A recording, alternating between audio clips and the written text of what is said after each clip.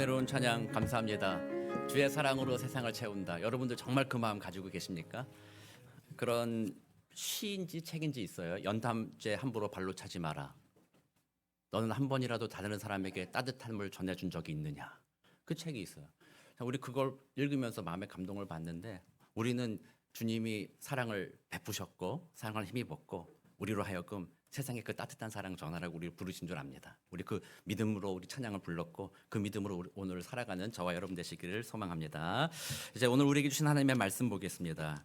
우리 에스겔 37장입니다. 에스겔 37장 우리 11절에서 우리 14절까지 말씀을 보겠습니다. 제가 가진 구약 성경 1209페이지에 있습니다. 짧은 구절이지만 한 절씩 교독하고 14절을 함께 읽겠습니다.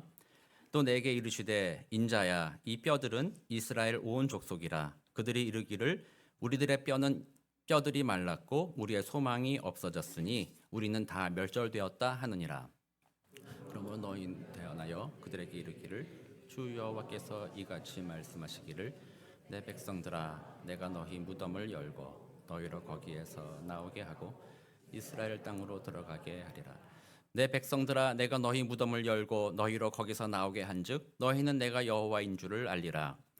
내가 또 내 영을 너희 속에 두어 너희가 살아나게 하고 내가 또 너희를 너희 고국 땅에 두리니 나 여호와가 이 일을 말하고 이룬 줄을 너희가 알리라. 여호와의 말씀이니라. 아멘. 오늘 본문은 에스겔에게 하나님의 영이 임하셔서 환상을 보여주신 것이죠. 마른 뼈가 살아나는 그 환상을 보여주시고 그것의 의미를 또 에스겔에게 설명해 주었고 에스겔 그것을 가지고 이스라엘 백성들에게 예언한 내용입니다. 남유다, 북이스라엘은 이미 아수르에게 주전 722년에 멸망당했고요.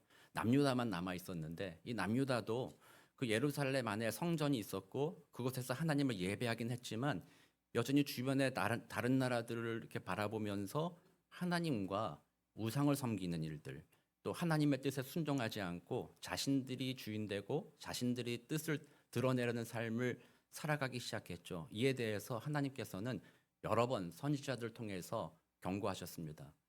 너희들의 계획과 너희들의 뜻대로 살아가는 것이 잠시는 너희들에게 즐거움을 줄 줄 모르나 그것은 풍성한 삶이 되지 못한다. 그것은 복된 삶이 되지 못하고 하나님께서 너희를 택하신 그 이유와 상관없는 삶이다. 그러니 어서 회개하고 돌아오라라고 주님이 여러 번 경고하셨죠. 그러나 이스라엘 백성들이 그 말씀을 듣지 않았습니다. 그래서 하나님께서는 이 바벨론이라는 나라를 막대기로 그들을 징계하기 시작했죠. 그래서 바벨론이 남유다를 3번에 걸쳐 침공합니다. 주전 605년에 1차 침공을 하죠. 그때 와서는 왕족과 귀족들을 잡아갑니다.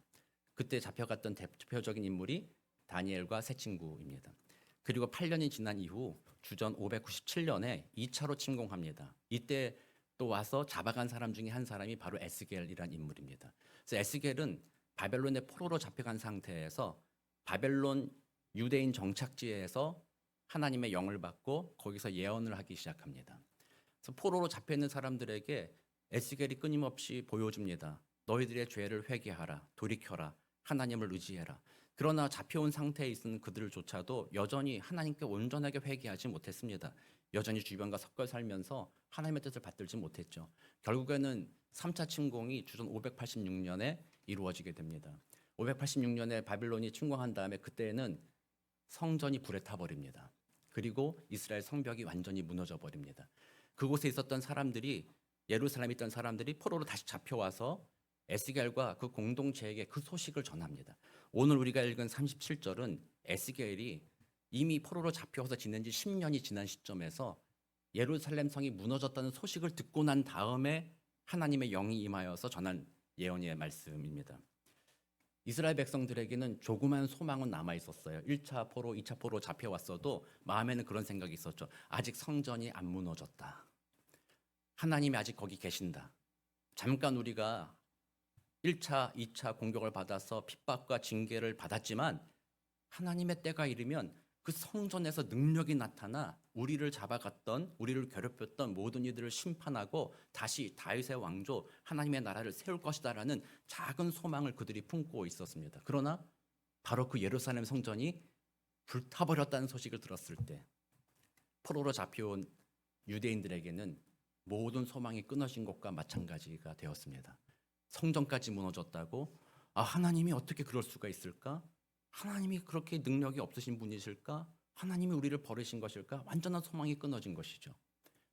사실 모세가 하나님께 부르심을 받을 때 호렙산에서 모세가 길을 가다가 불에 타고 있는 나무를 보았습니다. 불이 막 붙어 있었죠. 그렇지만 나무가 타지 않았어요. 그리고 그곳에 가까이 갔을 때 거기서 여호와 하나님을 만나게 되었습니다. 하나님의 능력이란 바로 그런 것 아니겠습니까? 아무리 불태운다고 해도 하나님이 임재하시는 곳은 불에 타지 않습니다. 성전을 그들이 불태운다고 하더라도 유대인들의 믿음에는 하나님이 그곳에 계시니 어떻게 이방인들이 함부로 불을 지를 수 있느냐. 불을 지르더라도 불타지 않을 것이다라는 그런 믿음, 그것을 가지고 있었던 것이 유대인들이었죠. 그러나 들어보니 성전이 과연 불탔다. 성벽이 무너져 버렸다라는 거죠. 그러니 그들의 마음이 완전히 낙심된 것입니다. 그럼 하나님은 왜 그 능력을 발휘하셔서 그 귀한 성전 아닙니까? 하나님이 임재하시는, 하나님이 친히 제정해 주시고 말씀하셔서 그 말씀에 순종하여 지은 그 거룩한 성전 아닙니까? 왜 하나님이 그 성전이 불타도록 내버려 주셨다는 겁니까? 능력이 없어서 우리는 그렇게 생각하지 않는다라는 것이죠. 성전이 불타야만 하는 이유가 있었던 것입니다. 무슨 이유? 이스라엘 백성들은 좀 전에 말씀드린 대로 많은 선지자들의 이야기를 들었습니다. 너희들 회개해라. 하나님을 의지해라. 그러나 그 하나님의 말씀을 듣지 않았습니다. 그 마음에는 여전히 여호와 하나님이 나의 하나님이시며 나의 주인이라는 그 생각을 아직 갖지 못했던 것이죠. 돌아서지 못한 것입니다. 다만 그들의 마음에 성전은 있으니까 성전을 믿은 것이지 여호와 하나님을 믿은 것이 아니라는 것이죠. 성전이 있으니 하나님이 그곳에서 일하신다. 그 말은 그들에겐 편리한 신앙생활이기도 합니다. 하나님의 음성 들을 필요 없어. 그분께 순종할 필요도 없어. 그냥 성전만 있으면 우리는 안전해라고 생각하는 것이죠. 그것은 하나님이 보시기에 우상 숭배입니다. 하나님이 주신 것이긴 하지만 하나님께 관심이 없고 그 껍데기에 관심을 가지고 있고 그것이면 된다라고 생각하고 그것을 붙든 상태에서 하나님을 외면하고 살아가는 것이야말로 우상 숭배라는 거죠. 그리고 하나님은 그들에게 이렇게 평가까지 합니다. 너희들이 역겹다라고 말합니다.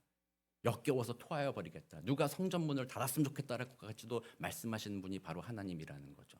그래서 우리는 껍데기를 붙잡고 있는 경우들이 참 많이 있습니다. 이스라엘 백성들이 바로 그랬다는 것이죠.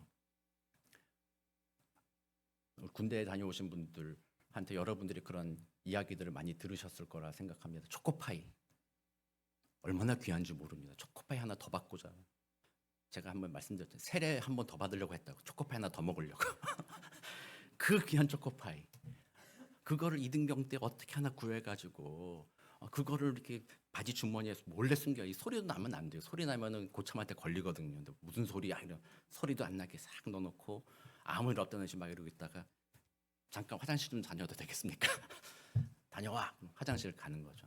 가서도 조심해야 됩니다. 옆칸에 사람들이 있으니까 소리 나면 안 되니까. 살짝 꺼내가지고 그걸 닦아서 어떻게 한다고 그래요?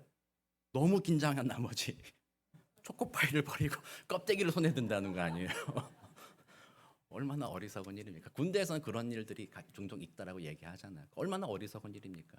바로 이스라엘 백성들이 성전을 의지했다라는 것이 그와 같은 일이에요. 그 안에 계신 그 하나님, 정말 우리의 보배가 되시며 우리의 위로가 되시는 그 하나님께 집중하지 않고 그 껍데기뿐인 성전에 집중하고 있었다라는 거예요. 하나님 보시기에 얼마나 어리석은 일입니까? 그러므로 하나님께서 에스겔 앞부분에서 환상으로 보여주시죠. 하나님의 영이 성전을 떠나십니다. 내가 원래는 하나님은 무소부재하시잖아요. 모든 곳에 계실 수 있는 분이시잖아요. 그러나 이스라엘 백성들에게 언약을 주시면서 성전을 선물로 주신 거예요. 내가 어디 있는지 알지 못하지 않냐? 내가 어느 곳에 임하는지 너희들이 알지 못하지만 너희들의 눈높이에 맞춰서 내가 성전이라는 것을 주겠다. 그리고 내가 친히 그 안에 머물러 있을 테니까 나를 만나고 싶거든 성전에 와라. 그리고 나를 만나라. 그 선물로 주신 거였어요. 근데 그 안에 담겨 있는 하나님은 점점 외면한 채 선물로 주신 성전을 자꾸 붙잡고 있으니 그러니 하나님께서는 이 성전이 오히려 이스라엘 백성들이 하나님을 경배하는데 방해물이 된 것이죠. 그래서 하나님이 성전을 떠나십니다. 하나님이 떠나시니까 이 성전은 뭐예요? 성전이 더 이상 아니죠. 그 성전 그냥 건물일 뿐입니다. 그러니 바벨론이 와서 불태우더라도 그것은 불태워지고 사라질 수밖에 없는 운명이었던 것이죠. 그래서 그들에게 이 소망이 끊어지게 만든 겁니다. 하나님께서는 이스라엘 백성들이 헛된 소망, 성전이 있으니까 괜찮다라는 그 헛된 소망, 하나님께 마음을 돌이키지도 않으면서도 성전이 있으니까 괜찮다라는 그 우상 숭배, 그것을 고치시기 위해서 불타게 내버려 두신 것이죠. 그리고 결국 그들에게는 아무런 소망이 없는 마른 뼈와 같은 상태로 그들을 내어놓은 것입니다. 너희들이 그동안 의지했던 모든 것 다 포기하라는 거죠. 돈을 의지했니? 군사력을 의지했니? 성전을 의지했니? 뭐 그런 모든 의지했던 것들을 다 끊어버린 것이죠. 그리고 정말로 그들이 낙심한 상태, 절망의 상태로 그들을 끌고 간 것입니다. 왜요? 그들을 고치기 위해서입니다. 하나님이 그 마른 뼈를 보여주시면서 오늘 우리가 읽은 본문이지만 이 마른 뼈가 바로 이스라엘 백성들이다라고 하나님이 얘기하시잖아요. 그 마른 뼈는 아무런 소망이 없는 상태를 말하는 것이죠. 좀 덜 마른 뼈 혹은 뭐 아직 방금 죽은 사람이라고 한다면 조금이라도 소망이 있을 수 있죠. 뭐 우리가 3일장 이렇게 하는 이유도 예전부터 죽었다고 이렇게 판단하기가 사실은 쉽지 않죠. 오늘날도 닥터들이 뭐 죽었다라고 여러 가지 사인을 체크해 보잖아요. 옛날에는 그것이 발전되지 않았기 때문에 사람이 죽은 것을 그냥 직관적으로 알았다라는 거죠. 그런데 가끔씩 보면 갑자기 살아나는 경우들이 있었다라는 거예요. 그래서 3일 동안 기다려보는 거죠. 3일 동안 기다려다 보면 중간에 다시 살아나는 사람들도 있었다라는 거고, 뭐 옛날 뭐 어떤 분이 그런 얘기도 하더라고요. 죽지 않았는데 무덤에 들어가게 돼서 결국 거기서 죽는 경우들도 많았다라는 거예요. 3일이라는 걸 방금 죽었다면 다시 살아날 가능성이 있지만 이 마른 뼈, 모든 살과 가죽이 다 썩어 없어져 버리고 뼈가 태양빛에 뜨겁게 남아져 있는 이 마른 뼈, 이것은 아무런 소망이 없다라는 거죠. 다시 살아날 아무런 가능성이 없는 것이 바로 이 마른 뼈. 그가 붙잡을 모든 소망이 사라져 버린 것이죠. 그래서 바로 이스라엘 백성들이 바로 그 상황에 몰렸다라는 겁니다. 하나님께서 그동안 선지자를 통해서 너희들이 의지했던 우상들과 나를 주인으로 생각하지 않았던 모든 태도를 버리고 내게 돌아오라 아무리 얘기해도 그들이 회심하지 않으니 결국 하나님께서는 성전까지 불태워버리는 일을 통해서 그들에게 모든 소망이 끊어진, 그들의 힘으로는 다시 일어날 수 없는 마른 뼈와 같은 상황으로 그들을 인도해 갔다라는 거죠. 그래서 결국 그들은 그 상황 중에 처해 있다는 겁니다. 철저한 절망의 상황이죠. 우리 교회는 장로교회입니다. 그래서 우리는 개혁주의 신학을 따르고, 개혁주의 신학은 칼빈의 교리에 기초해 있기도 합니다. 그래서 칼빈의 5대 강령이라고 이제 한국말로 어려운 말이 있습니다만, 영어로는 그 5대 강령의 영어를 따서 앞글자 따가지고 튤립이라고 이렇게 이야기합니다. 그래서 우리 신앙의 교리에 아주 기초적인 것이죠. 제가 처음에 우리 교회 담임 목사 청빙 받았을 때 우리 노회에서 저에 대해서 약간의 우려의 그 눈초리가 있었어요. 우리 교단 신학교 출신이 아니잖아요. 그러니까 이제 노회 목사님들이 앉으셔가지고요, 저를 인터뷰하시는 거예요. 이승영 목사님 잠깐만 와 보십시오. 앉으십시오. 그러면서 첫 번째 질문이 그거였어요. 칼빈의 5대 강령을 설명해 보십시오. 그게 우리 교회 개혁주의 교회 신학의 기초였기 때문에 그렇죠. 그래서 제가 이렇게 설명을 잘 드렸어요. 그랬더니 이제 목사님들이 칼빈의 5대 강령을 잘 이해하고 있는 것 같습니다. 괜찮겠습니다. 그렇게 해주셨거든요. 그 중에 첫 번째가 T. 영어로 이 영어가 이게 쉬운 듯 하면서 어려워요. 토탈, 토tal depravity. 그래서 한국말로 하면 전적인 타락이라는 의미예요.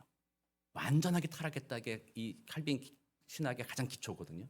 그래서 우리 인간은 완전히 타락했다라는 거예요. 근데 이 전적 타락을 얘기할 때 여러분들이 교리 공부해 주신 분들이거나 관심 있으신 분들은 아시겠지만 이 전적 타락이 의문을 들게 만들어요. 오해하게 만드는 거죠. 그 전적 타락이라는 의미를 어떤 분들은 도덕적이거나 윤리적인 삶을 살 능력도 잃어버렸다라고 해석하는 경우가 있어요. 그러나 이 전적 타락은 그런 의미가 아니에요. 우리도 잘 아시다시피 교회 안 다니는 사람들 중에 도덕적이고 윤리적인 삶을 사는 사람이 얼마나 많이 있어요. 주변에 예수 안 믿는 사람들 중에 저보다 착한 사람들 얼마나 많이 있습니까? 다른 사람을 배려하고 자기 것을 나누기도 하고 자신을 희생하기도 하는 그런 사람들이 얼마나 많이 있습니까? 그러므로 이것이 하나님을 믿지 않고 예수 그리스도의 은혜를 힘입지 않으면 우리는 도덕적이거나 윤리적인 삶을 살 수 없다라는 그런 의미는 아니라는 거예요. 그렇게 살 수도 있다라는 거죠. 그러나 그 진정한 의미는 하나님 앞에 구원받을 만한 믿음은 없다라는 얘기예요. 그러니까 우리의 전적 타락이라는 의미는 스스로 구원받을 만한 능력을 완전히 상실한 상태라는 거예요.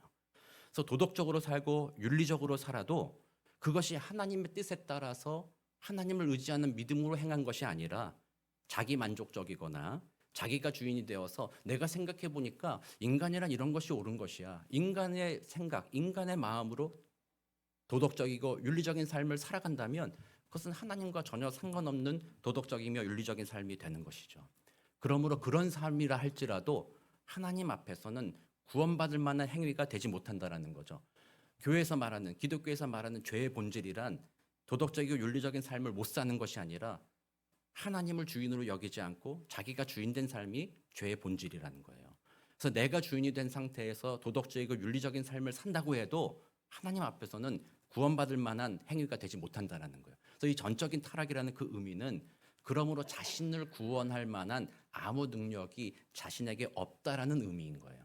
그래서 오늘 마른 뼈가 바로 그 대표적인 예죠. 마른 뼈가 어떻게 스스로 내가 한번 살아나 봐야 되겠다, 내 뼈를 맞춰봐야 되겠다, 뭐 그럴 수가 없는 것이잖아요.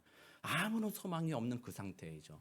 그 상태에 하나님이 말씀하시는 거죠. 그래, 의지할 것 없지, 모든 것이 막혔지, 모든 가능성이 없지, 답답하지, 낙심되지, 절망되지. 그때 하나님이 이제 내가 일한다라는 거예요. 이제 내가 일으켜 세울 거라는 것이죠. 너희가 일하는 것이 아니라 내가 일한다라는 것입니다. 전적인 타락으로 구원에 이룰 수 없는 우리들을 불쌍하게 여기사 하나님이 일하시기 시작하는 것이죠. 에스겔이 하나님의 명령에 따라서 그 뼈들에게 대언합니다. 뼈들아, 일어나라, 이렇게 예언을 하죠. 하나님의 말씀을 선포하죠. 그 말씀을 들었을 때 뼈들이 맞춰지기 시작합니다. 그리고 살이 오르고 살가죽이 붙기 시작합니다. 말씀을 들었을 때 그 일이 일어납니다. 그래서 우리들의 영혼도 마찬가지입니다. 우리 신앙생활도 마찬가지입니다. 우리는 구원받을 만한 능력이 없는 영적으로 죽은 자들입니다. 세상 속에서 하나님이 약속하신 영원한 풍성함을 누릴 수 없는 자들입니다. 그런 우리들에게 하나님이 말씀을 주셨습니다. 여러분들이 이 말씀을 듣기 시작하는 거죠. 스스로 말씀을 읽기도 하고 설교를 통해 말씀을 듣기도 하는 것이죠. 그 말씀이 여러분들의 귀에 들리기 시작했을 때 그 말씀의 은혜로 인해서 뼈가 붙기 시작합니다. 뭔가 내 안에 뭔가 시작이 되기 시작합니다. 뭔가 일어나기 시작합니다. 뭔가 변화의 출발점이 그 말씀 안에서 이루어집니다. 그러므로 말씀 없이, 말씀을 읽지도 않고 말씀에 대한 이해도 없고 말씀에 대한 사모함도 없이 나의 영혼이 다시 살아나리라고 생각하는 것은 헛된 것입니다. 분명히 하나님은 그 말씀을 통해서 나의 영혼에 뼈가 붙게 만드신다는 것이죠. 근데 문제가 하나 있습니다. 오늘 우리가 앞에서 앞부분에서 읽지 않고 해설만 읽었지만 앞부분에서 그렇게 얘기했더니 뼈가 붙었어요. 그리고 살이 차고 살가죽이 생겨서 사람처럼 모양이 됐어요. 근데 여전히 살아 움직이지를 못했어요. 여전히 삐거덕대고 있었습니다. 그때 명령합니다. 영들아 그들에게 들어가라, 이렇게 명령합니다. 그래서 오늘 본문에서는, 우리가 읽은 본문 14절에서는 주님의 영이 들어갑니다. 성령이 그들에게 들어가니까 그때야말로 그들이 움직이며 기동하며 큰 군대를 이루었다. 진정한 살아있는 자가 되었다라고 오늘 본문에서 이야기합니다.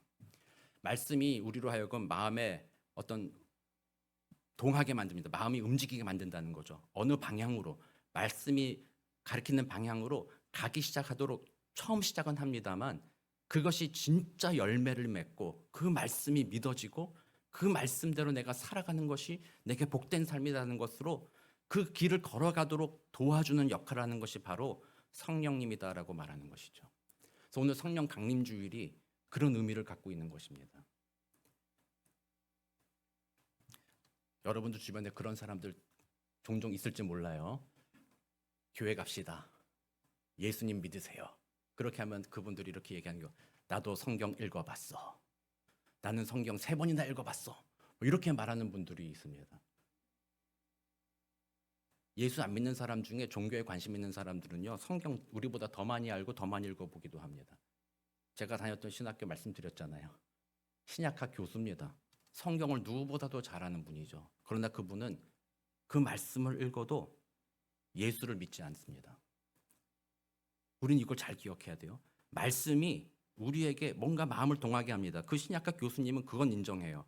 신약에 나오신 예수님의 말씀과 바울 서신들의 모든 말들이 우리들의 삶을 좀 더 풍요롭게 만들 수 있다. 좀 더 평화로운 세상을 만들 수 있고 도덕적이고 윤리적인 선생으로서 도움을 줄 수 있다라고 그분은 그렇게 이야기합니다. 그러니 이 말씀을 그냥 그 수준에서 보게 되는 것이죠. 삶이 변화되지 않는 것입니다. 말씀에 대해서는 알긴 알아도 말씀을 진짜로 살아낼 능력은 없이 그냥 그렇게 지낼 수 있다라는 것이죠. 세상의 그 4대 성인이라고 되어 있잖아요. 소크라테스, 공자, 부처, 예수님. 똑같은 수준에 놓는 거죠. 그분의 아주 말씀들이 참 좋지 않냐, 좋은 교훈 아니냐, 좋은 선생님들이다. 그들의 말씀을 잘 들어보고 따라가 보자. 그 정도 수준에 머물러 있으니까 진짜 하나님이 약속하신 풍성한 삶까지는 들어가지 못하는 것입니다. 그래서 분명하게 우리는 말씀을 가까이 하되 성령이 우리에게 임했을 때 그 말씀의 풍성한 의미를 깨달아 알게 되고 그 말씀이 내 것이 되기 시작한다라는 거죠. 성령의 역사가 없이면 아무리 성경을 읽어도 성경이 내게 아무런 능력이 되지 못한다라는 것이죠.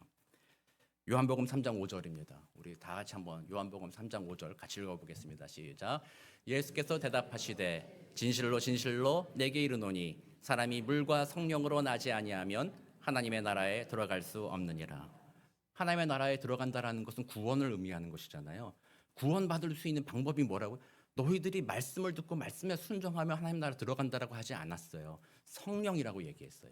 성령이 내 안에 들어오셔서 성경을 읽을 때 믿음을 주시는 것이죠. 성령이 우리를 새롭게 해주실 때 그때 우리는 구원받는다라고 얘기하는 거죠. 또 스가랴 4장 6절 말씀도 보겠습니다. 그가 내게 대답하여 이르되 여호와께서 스룹바벨에게 하신 말씀이 이러하니라. 만군의 여호와께서 말씀하시되 이는 힘으로 되지 아니하며 능력으로 되지 아니하고 오직 나의 영으로 되느니라. 힘으로 되지 않고 능력으로 되지 않는다는 말이 뭐예요? 성경을 밤새 연구하고 자신의 능력을 발휘해서 지식을 발휘해서 성경이 이 구절은 이 구절이고 저 구절은 저 구절이고 이렇게 해도 성령이 아니고서는 성경의 말씀의 올바른 의미를 알 수도 없고 예수를 주로 고백할 수도 없다라는 것이죠. 성령으로서만 우리는 그 진정한 의미를 알게 된다라는 거죠. 또 한 구절 보겠습니다. 고린도전서 12장 3절입니다. 이번에 또 같이 읽겠습니다. 그러므로 내가 너희에게 알리노니 하나님의 영으로 말하는 자는 누구든지 예수를 저주할 자라 하지 아니하고 또 성령으로 아니하고는 누구든지 예수를 주시라 할 수 없느니라. 아멘. 성령이 아니고서는 예수를 그리스도라 주라고 할 수 없다라고 얘기하는 거죠. 성경을 읽어도 성령의 역사가 아니라면 예수 좋은 선생님이지 정도까지만 가지만 성령의 역사, 성경에서 분명히 말하고 있는 예수 그리스도가 십자가에서 우리의 죄를 대속하심으로 우리의 모두의 주가 되셨다는 그 고백이 정말 우리들의 고백이 되어 간다라는 것이죠. 바로 그 성령의 은혜야말로 우리의 신분을 새롭게 하고 성령의 은혜야말로 세상을 다르게 보게 하며 다르게 살아가는 기초가 된다라는 겁니다. 그러므로 우리에게 성령이 하나님이 주신 은혜의 선물이라는 거죠. 오늘 성령 강림주일날 보통은 이제 사도행전 오순절날에 내용을 가지고 설교를 자주 합니다. 이 오순절이라는 거는 한국말 순의 뜻이 10이라는 뜻이잖아요. 그래서 오순에서 5 곱하기 10이에요. 그래서 50일이라는 의미예요. 원래는 구약의 절기와 연결이 되어 있어요. 우리 하나님께서 구약의 절기를 주시고 예수님을 보내실 때에 그 구약의 절기를 아주 드라마틱하게 잘 연결시키셔서 예수님의 그 신약의 구원의 이야기를 만들어 가셨거든요. 예수님이 잡혀 죽으시던 날이 무슨 날이었어요? 유월절이었죠. 그 유월절은 뭐 하는 날이었어요? 어린 양을 잡아서 그 피를 문설주에 발랐을 때 하나님께서 그 집을 넘어가시는 거잖아요. 생명을 살려주시는 거잖아요. 바로 유월절 그날에 예수님께서 십자가에서 죽으셨잖아요. 유월절이 이르기 전에 바리새인들과 종교 지도자들이 시체를 만지지 아니하려고 예수님을 십자가에 내려달라고 얘기하잖아요. 바로 그 유월절 때 예수님이 어린 양으로서 십자가에 죽으신 거죠. 보혈의 피로서 우리의 구원을 완성하셨죠. 그리고 그 다음 유월절 지난 다음 첫날이 무슨 날인 줄 아세요? 절기에 따라서 초실절이에요. 초실절이란 뭐냐면요. 그때 보리추수를 처음 시작하는 거예요. 보리추수의 첫 단을 가지고 초실절에 나와서 하나님께 예배하는 날에 바로 초실절이에요. 첫 열매를 드리는 날이라는 거예요. 첫 열매를 드리는 날 얼마나 귀중합니까? 그날 예수님이 부활하셨어요. 그러니 우리가 믿음으로 고백하는 예수의 부활이 모든 죽은 자들의 첫 열매가 되었다라고 얘기하는 것과 얼마나 맞아떨어집니까? 예수님이 첫 열매가 되셔서 이제는 그 이후로 계속해서 추수와 열매를 맺히게 될 거라는 거죠. 이게 초실절과 연결되어 있다는 거죠. 부활하신 날이. 그리고 그 부활 날로부터 49일 되는 날이 바로 오순절이에요. 그리고 우리 성경에 어려운 다른 표현들이 많이 있어가지고 어려운데 77절 77에 49 그래서 부활절 77절 49일 지난 오순절 날을 77절이라고도 얘기하는 거예요. 그래서 77절 오순절 이날에 또 보리수확과 밀수확을 마치면서 하나님께 감사의 제사를 드리는 날이 바로 그날이에요. 그날에 성령이 임하신 거예요. 그럼 왜 그 오순절 날에 성령이 그때 임하셨냐? 조금 더 전에 올 수도 있었잖아요. 예수님이 기다리고 했지만 일주일만 기다려라, 2주만 기다려라, 뭐 그렇게 할 수도 있었지만 하나님께서 오순절 날에 성령을 보내주신 이유가 있다라는 거예요. 사실 우리 어린 시절에 저는 얘기만 들었지만 우리 옛날 선조들은 보리가 있기 전에 무슨 시간을 견뎌야 했어요? 보릿고개라는 시간을 견뎌야 했죠. 춘궁기라고 말하죠. 작년에 농사지었던 쌀 겨울 내내 먹고 1월, 2월쯤 되면 그 쌀이 다 떨어지기 시작하죠. 그리고 보리가 익는 4월, 5월쯤 되기 전에 먹을 게 없는 시기가 닥치죠. 그걸 보릿고개라고 얘기했죠. 춘궁기라고 그때 얘기했죠. 그때 먹을 것이 없어서 나무 뭐 껍질 벗겨 먹었다 뭐 그런 얘기도 우리가 어릴 때 많이 들어보았잖아요. 그러므로 이 초실절을 지나고 77절 오순절 날에는 보리와 밀을 싹 다 추수해서 곡간에 들여놓은 상태로서 주님 앞에 예배하는 거예요. 그러므로 이날부터는 풍요로움을 경험하는 날입니다. 그리고 이 오순절 다음으로는요, 곡식 농사는 끝나고 과일 농사가 시작이 돼요. 그러니까 과일이라는 건 우리가 배고픈데 과일이 중요해요? 곡식이 중요해요? 살게 곡식이 중요하잖아요. 과일이라는 거는 풍성한 삶을 살기 위해 주어진 선물이라는 거죠. 그래서 그 과일 추수가 다 끝난 나중에 이제 장막절이라고 해서 추수감사절이 나중에 있게 되는 건데요. 이 오순절 날을 기준으로 해서 삶이 달라진다라는 거예요. 그동안 굶주렸고 그동안 힘들었고 추수하느라 고생했고 힘든 시간을 오순절 날로 끝내고 오순절 날부터는 쌓아둔 곡간으로 해서 과일을 즐기며 곡식을 즐기며 풍요로운 삶을 살기 시작하는 시기, 그게 바로 오순절 날이에요. 바로 성령님을 그날에 보내주셨다는 것은요, 주님이 그 전과 그 후가 다르다라는 거예요. 성령의 은혜가 임하면 그 전에는 우리가 굶주리고 방황하고 힘겹게 살았지만 성령이 임할 그때로부터는 우리는 풍성한 삶을 살기 시작한다라는 거예요. 실제로 사도들이 그렇게 시작했잖아요. 사도들이 오순절날 성령이 임했을 때 그들의 삶이 어떻게 바뀌었어요? 그 전에는 예수님이 모여있으라는 그 명령을 듣고 순종하기도 했지만 또 무서워서 문을 닫고 자기들끼리 모여 있었잖아요. 그러나 그날 성령이 임했을 때 그날 무슨 일이 일어났어요? 문을 열고 나가기 시작했어요. 정말 예수의 부활의 은혜, 그 풍요로움이 마음에 와닿아서 내게는 영원한 생명이 있다. 죽어도 다시 산다. 부활의 은혜가 있다. 세상에 내가 추구했던 모든 것들이 다 헛된 것이라 그런 것보다 더 풍요로운 하나님의 나라가 내게 있다라는 그 마음의 풍요, 그 영원의 풍요, 성령이 임할 때 그걸 누렸다라는 거죠. 그러니 세상에 담대히 나가기 시작했습니다. 나가서 회당에 잡혀가서 너 죽인다, 너 매 더 때릴 거다, 갇힐 거다 그렇게 얘기해도 굴복하지 않았죠. 내가 하나님을 따르랴, 너의 말을 들으랴. 정말 풍성한 삶을 살았습니다. 세상에 어떠한 것도 그들의 마음을 흔들리게 만들지 않았다라는 거죠. 그들을 위축시키지도 않았습니다. 그들로 하여금 뒤로 물러나게 하지도 않았죠. 세상의 어떤 것 상황에서도 바울이 고백했듯이 풍요에 처할 줄도 알고 가난할 때 처할 줄도 알았다라는 거죠. 풍요에 처할 때는 먹고 놀자가 아니었습니다. 풍요로울 때에는 이것을 가지고 어떻게 주님께 영광을 올려드릴까 하는 삶을 살았고, 가난할 때에는 참고 견디면서도 영광스러운 하나님의 은혜로 그 시간을 기쁘게 보냈다라는 것이 그 바울의 삶이었잖아요. 성령이 임하니 진정한 풍요가 시작된 것입니다. 그게 성령 강림절 오순절의 놀라운 은혜인 것이죠. 그래서 오늘 우리들에게도 그 은혜가 임하기를 소망합니다. 주님 안에 풍요로운 삶을 사는 것입니다. 세상 사람들은 돈이 많아야 풍요롭다고 얘기하고 내가 원하는 것을 마음대로 할 수 있어야 풍요롭다라고 이야기하잖아요. 그걸 쫓아가려고 하니까 오히려 마음이 덜 풍요롭잖아요. 돈 풍요롭게 하려고 그러면 다른 사람한테 돈 주면 돼요, 안 돼요?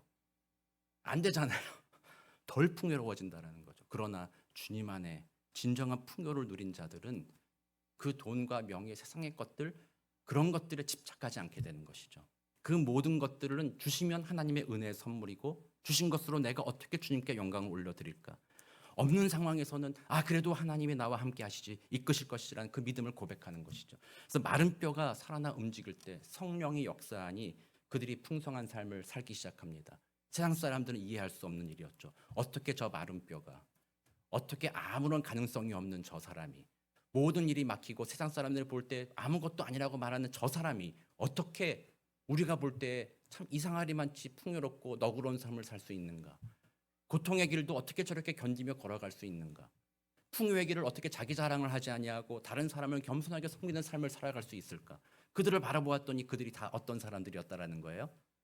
성령에 충만한 사람들이었다라는 거예요. 그래서 성령이 아니고서는 예수를 주시를 할 수 없을 뿐만 아니라 성령이 아니고서는 우리가 풍성한 삶을 살아갈 수도 없다라는 것이죠. 그래서 오늘 성령 강림 주일을 맞이하면서 우리는 겸손하게 주님의 은혜를 구합니다. 하나님, 내 힘으로 내 능력으로 풍요로운 삶을 이루지는 못합니다. 세상 속에서 세상의 방식대로 살아가며 돈을 더 많이 벌 수도 있고 다른 사람보다 더 높은 자리에 올라갈 수도 있을지 모르겠습니다만 여러분도 다 고백하고 아시는 거잖아요. 그게 진짜 내게 풍요를 주는가?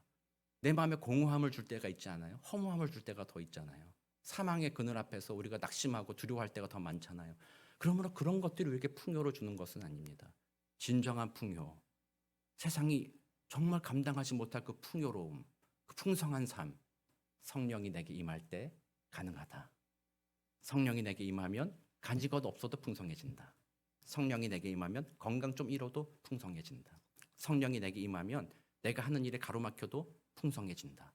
그것이 예수 믿는 우리들의 신앙의 고백이며 성경이 증언하는 은혜의 메시지인 것이죠.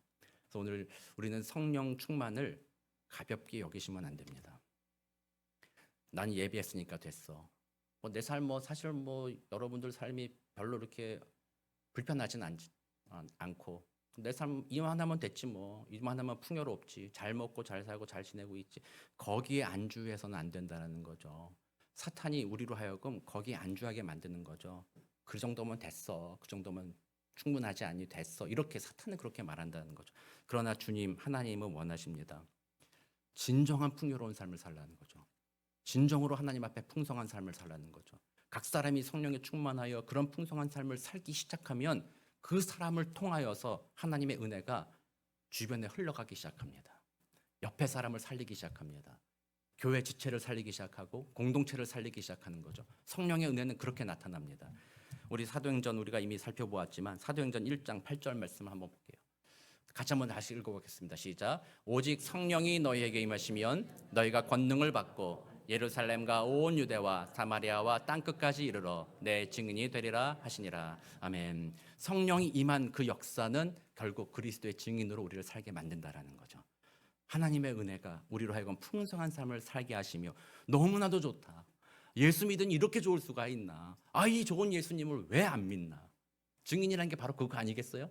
내가 예수 믿는데 너무 힘들어. 예수 믿으니까 너무 힘들어. 기쁨도 없고 즐거움도 없고 예수 믿는 것이 참 고역이야.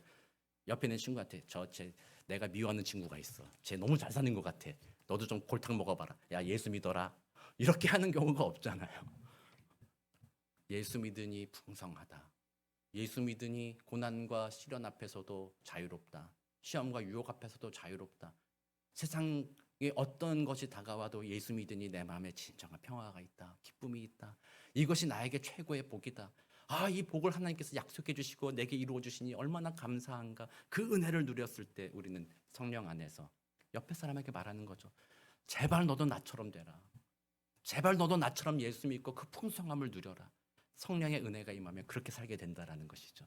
그래서 우리 마음의 현재 상황이 여러분들이 성령에 충만하지 않아서 풍성한 삶이 아닌 것 같아. 그럴 마음이 들 수도 있습니다. 그러나 그때마다 자비로우신 하나님은 말씀하시는 거죠. 구해라. 그러면 너에게 줄 것이다. 그러니 우리 오늘 예배 시간에 성령 충만함을 구했으면 좋겠어요. 그래서 잠깐 제가 한번 우리 같이 통성으로 한번 잠깐 기도하고 제가 마무리 기도할 텐데요. 하나님께 풍성한 삶 살기를 원합니다. 진정한 풍성한 삶을 살도록 오늘 내게 성령의 은혜를 베푸시옵소서. 성령의 충만함을 주옵소서. 이 마음으로 다 한번 함께 기도하고 제가 마무리 기도하겠습니다. 사랑과 은혜가 많으신 아버지 하나님 감사합니다. 성령이 아니고서는 누구든지 예수를 주로 시인할 수 없다라고 말씀하여 주셨습니다. 성령이 아니고서는 하나님이 약속하신 풍성한 삶을 살아갈 수 없다는 것을 우리는 고백합니다. 그러므로 이 성령 강림 주일날 그 옛날 사도들에게 성령을 베푸셔서 그들이 정말 세상을 다르게 보기 시작했고 주님 안에서 진정한 풍성한 삶을 살기 시작했던 것과 같이 하나님 오늘 우리들의 마음에 성령의 충만함을 더하여 주시기를 원합니다. 오늘과 내일이 달라지게 되길 원합니다. 어제와 내일이 달라지게 되길 원합니다. 세상에 묻혀 세상의 방식대로 살아갔고 내가 주인 되고 살아갔던 그 모든 것들이 깨달아지도록 주여 도와주시고 오늘 성령의 은혜가 내게 임하여 성령으로 충만하여져서 하나님의 풍성한 사랑을 알고 풍성한 삶을 오늘부터 시작할 수 있도록 주님 은혜 베풀어 주옵소서. 주님 감사합니다. 사랑과 은혜가 많으신 하나님 감사합니다. 성령이 아니고서는 누구도 예수를 주라 시인할 수 없다고 하셨습니다. 성령만이 우리로 하여금 구원의 은혜를 누리게 하시며 성령의 은혜가 우리로 하여금 하나님이 약속하신 풍성한 삶을 살게 하시는 줄 믿습니다. 그러니 오늘 이 예배 시간 성령 강림 주일 귀한 시간에 우리 각 사람에게 주님의 성령을 부어주시기를 간절히 구합니다. 성령이 내 마음에 찾아와 충만하게 임재하여 주셔서 우리들의 마음, 우리들의 믿음을 새롭게 하여 주시며 우리들의 삶을 새롭게 보게 하여 주시며 이번 한 주간 주님과 동행하는 성령과 동행하는 삶을 살아 풍성한 삶을 다시 시작하도록 주님 은혜 더하여 주옵소서. 감사드리며 살아계신 우리 주 예수 그리스도의 이름으로 기도드립니다. 아멘.